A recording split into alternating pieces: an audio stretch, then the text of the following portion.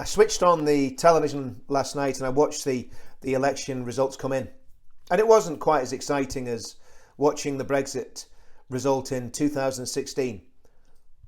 But it was good. It was good to see a party with the name Brexit in it top the poll. And of course, we all know that the establishment, the treacherous establishment, will still plot and scheme to stop Brexit ever taking place.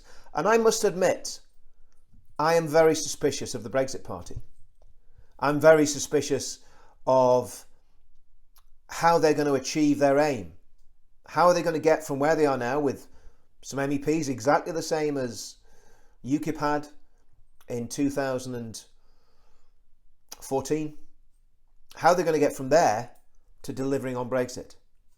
But that's their stated aim and that's what they want to do. And I say good luck to them. I hope they achieve their aim. I hope they get us Brexit. But what happens then? Because there are many other issues that people up and down this country, the real people of this country, the people who love this country, the people who are patriotic and are extremely, extremely concerned about what's happening up and down this country with the demographic change, with the mass migration. What are the Brexit Party going to do about that? We haven't even heard them say anything coherent about an immigration policy, except that they're going to bring people in from the Commonwealth. Well, if you're going to bring people in from the Commonwealth, unfortunately, you're going to bring people in from countries like Pakistan, Bangladesh, countries with very, very large and very radical Muslim populations. We're going to import more people into our country that do not believe in the values that this country were founded on. And what were those values? Well, a few years ago, I started looking at this and thinking about what it means to be British. And after a long period of reflection and talking to many people that are far cleverer than me, we came to the conclusion that there are 4 values that are uniquely British. The first one is freedom. The second one is equality. The third is democracy. And fourth is sovereignty. And each one of those are precious to every single true Brit, to every single Englishman, Scotsman, Welshman and Ulsterman who love the United Kingdom. Freedom is vitally important, and our freedoms are genuinely being eroded by the state. They're genuinely being taken away. I've mentioned this legislation before. Sajid Javid is putting legislation before Parliament that will, to all intents and purposes, close the internet down, close social media down, stop us discussing important issues that we need to discuss. All under the guise of protecting the public. I don't need that sort of protection.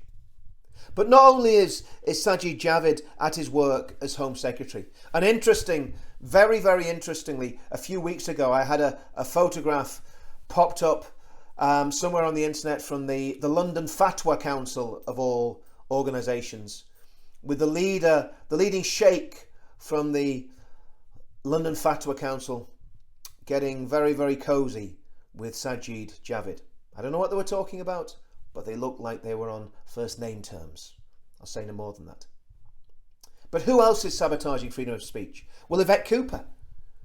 Yvette Cooper is not just an enemy of Brexit, she's an enemy of freedom.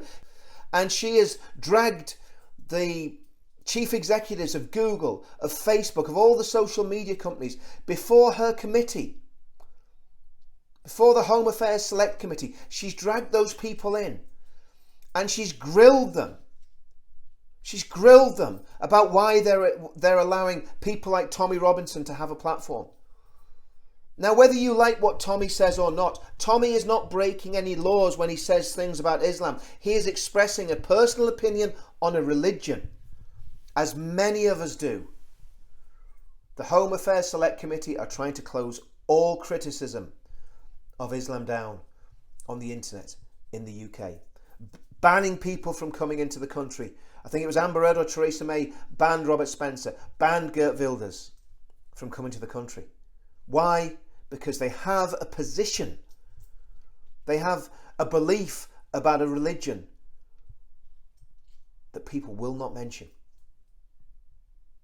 So freedom is vitally important, and freedom is being eroded, and it's been eroded by the establishment. The establishment, we've got to understand this. The British establishment are a traitor class. They are against the people.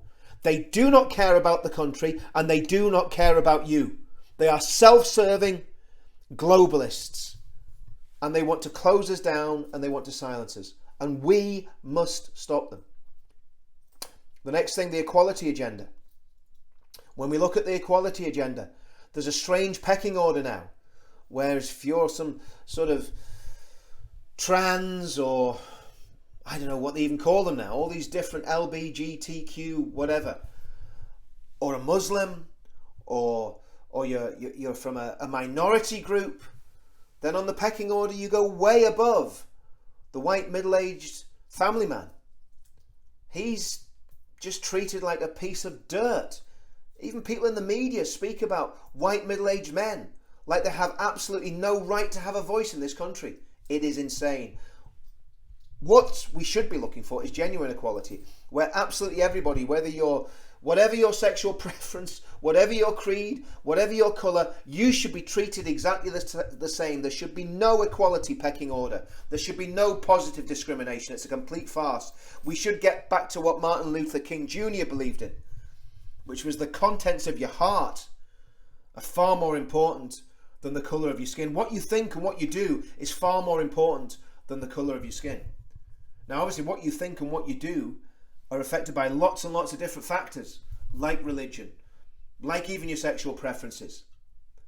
But the reality is everybody should be treated equally before the law and should be protected by the law and pursued by the law if we do anything that's illegal.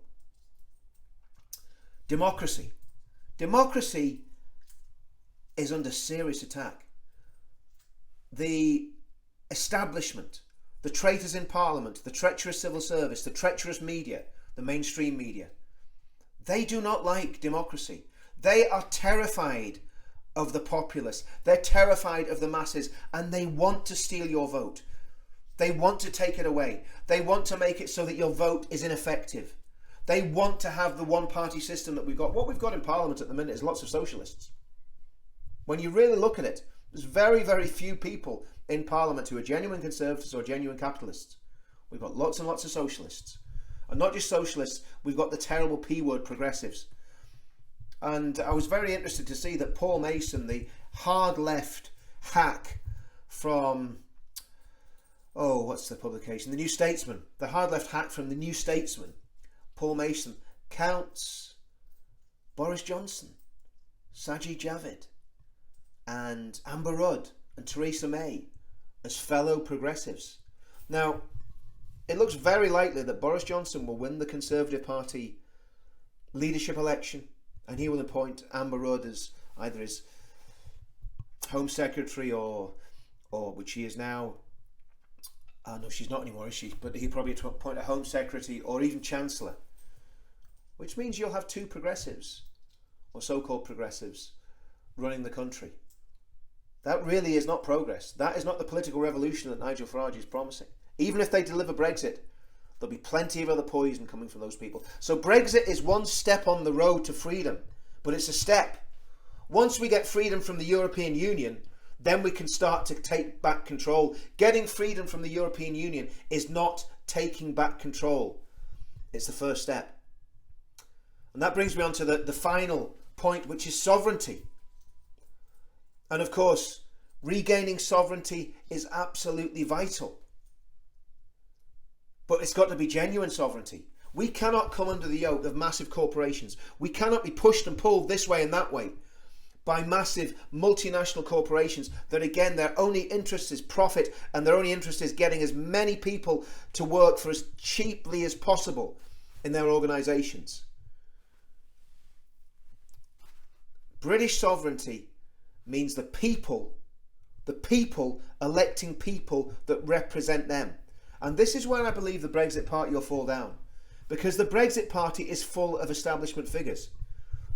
The new UKIP, For Britain, Anne-Marie Waters' party, Tommy Robinson, they are the voice of the working class. The Brexit Party is not the voice of the working class.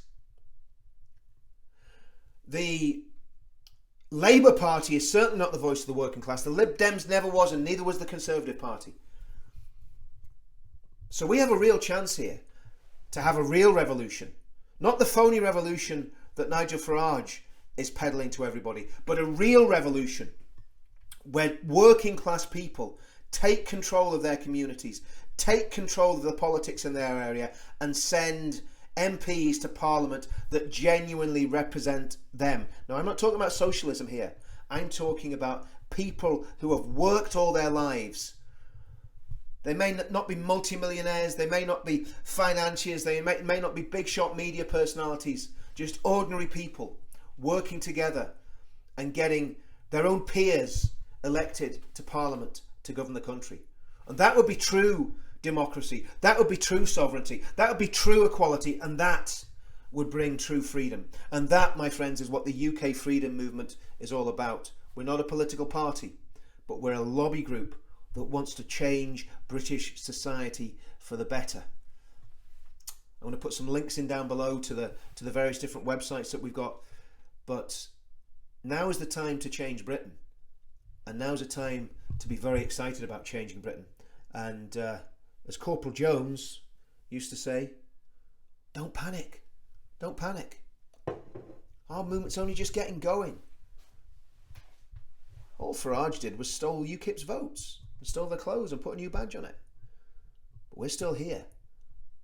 But we need to start teaching each other how to do this and how to do this effectively. See you all soon.